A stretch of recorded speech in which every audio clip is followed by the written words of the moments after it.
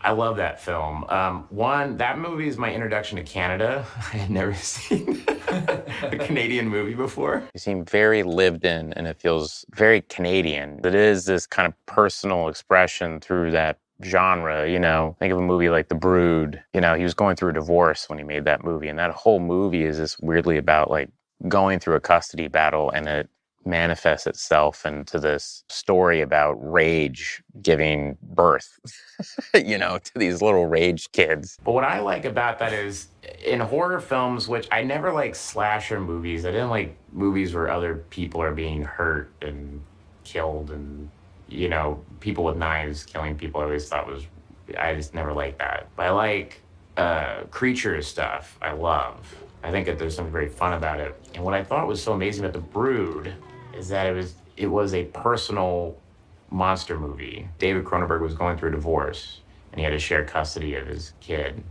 And he made his expression of it was The Brood. And I just thought it was really powerful in that I was like, oh yeah, you can do that. You can, just because a genre piece or as a genre idea or whatever, doesn't mean it shouldn't be personal, and like deeply personal, And Oliver Reed is just so over the top and fantastic. Oliver Reed just makes me laugh so much, and it's not intentional, but there's a scene with him with a robe on, and the robe's very short. I was like, this movie has everything. This movie. Oh yeah, Oliver Reed. I always want to try that on SNL. Like, very short way of talking, very serious. Oh God, I love The Brood. Top to bottom. You're not looking at me in the eyes. That's weak. He did Caligula, didn't he? Derek Sherman? Or wait, that was Bob Guccione. Oh yes, I'm Yeah, sorry. there's a big difference. Yeah, Derek. Big difference. That was Bob Guccione, I think. Oh, so close. Hey, Derek, they misstood us again, Derek. We're always getting mixed We're up. always Me and getting Derek mixed up. Sherman. Everybody thinks I'm doing these, arty movies, and I'm best friends with Tilda Swinton, but no, I'm Bob Guccione. That's a movie. Have you seen that? Have you seen Caligula? Oh my God! So Caligula, I searched because I looked at my grandfather had the Roger Ebert movie guide, Yeah. and the only movie that has no stars was Caligula. And he's like, "This is the worst movie I've ever seen in my life."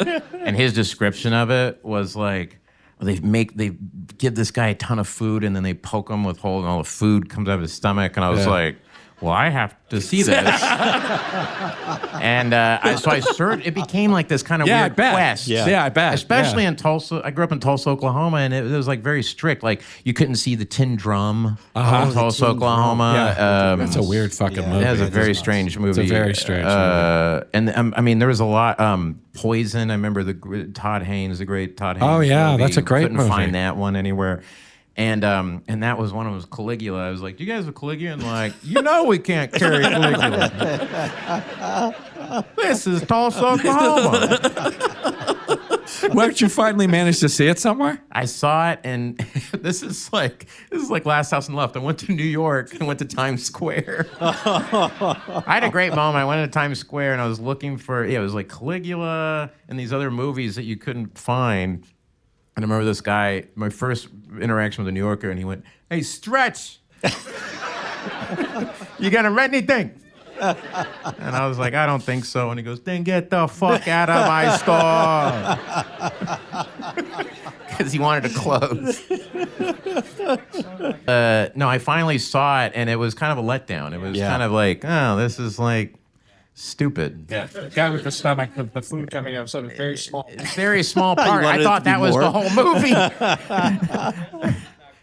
Nah, Caligula was kind of a bummer. Alien was the first movie I saw that I legitimately thought I had a disease afterwards. It made me so incredibly anxious and uncomfortable. And I think Alien works so well because Ridley Scott wasn't like a big horror movie guy, And I think it really helped it because he added this realism to it. I think he thought, nothing against Dan O'Bannon and Ron Shuzit, but those guys, I think maybe the movie that they had in their head was probably closer to Dark Star, or something like that, Bava movie, right. Planet of the Vampires is the one they liked, So, but the fact that Ridley Scott wasn't into that, and it was this kind of, I want to make this thing feel real.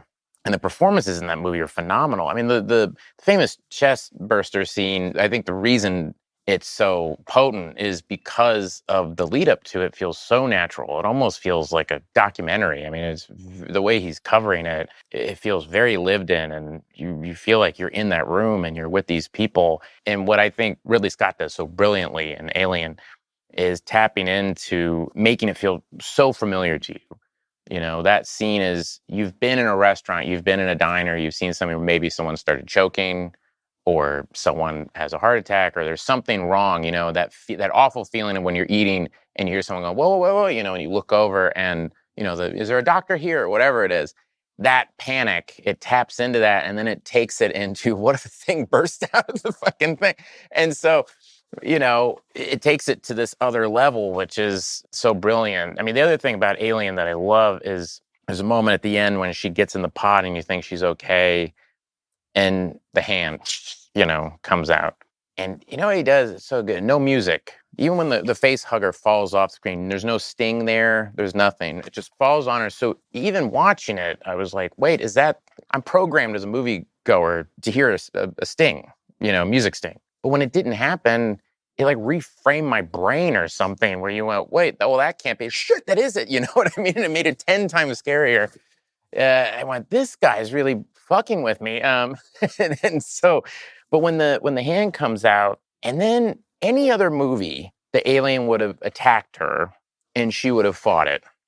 But instead, it's like the thing was asleep. It's like getting into the feeling I had watching it. It was like being in a confined space, like getting in your car and realizing there's a big python in the back seat. And you turn around and the thing just starts to kind of uncoil, and it's waking up, and that creepiness of like, oh, I'm stuck with this thing. And at some point it's going to realize I'm in the car with it. and this is not going to be good. What do I do? And he does this brilliant thing where the chair is robotic, so it has to turn around. So her back has to be to it, where you get the famous poster shot of her looking behind.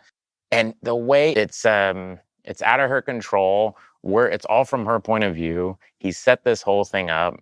I think is one of the most terrifying scenes in any movie, is that last part of Alien. And it has the best jump scare of all time when Tom Skerritt gets it, when he comes down.